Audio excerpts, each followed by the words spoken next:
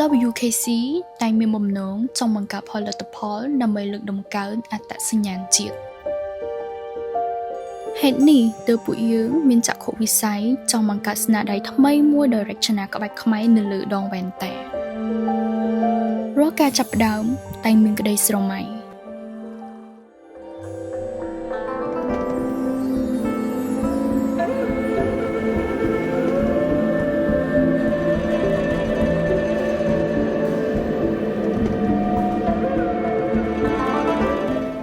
ក្បាច់អង្គរគឺជាកេរមរតកដ៏អស្ចារ្យដែលបានរចនានៅលើប្រាង្គប្រាសាទនានាក្នុងអាណាចក្រអង្គររបបបុព្វបុរសខ្មែរដ៏ខ្ពង់ខ្ពស់និងល្អឯកក្បាច់អង្គរក៏បានបង្កប់នូវអត្ថន័យសិរីមង្គលអត្តសញ្ញាណនិងព្រលឹងជាតិ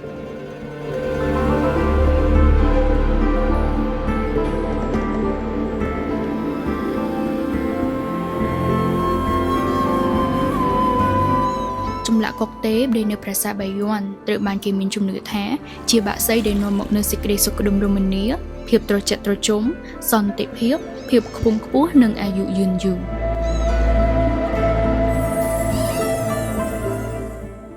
ពេលនេះក្តីស្រមៃក៏បានមកដល់ដៃ